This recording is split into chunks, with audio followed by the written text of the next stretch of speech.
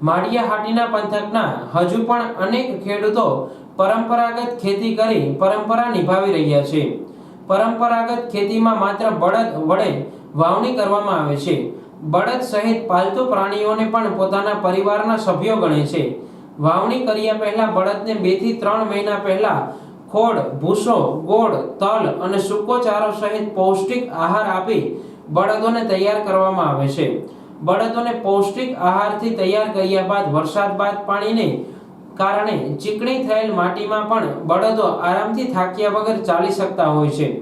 જો કે મોટી ઉંમરના ખેડૂતો સાથે વાત કરતા જાણવા મળ્યા મુજબ બળદથી ખેતી કરવાથી જમીન પુષ્ટ અને વાવેલ પાક પણ પૂર્ણ રીતે ઉછેર છે। આજના આધુનિક યુગમાં લોકો આધુનિક ખેતી પાછળ આંધળી દોટ મૂકતા પાકની ગુણવત્તા ઓછી થઈ છે।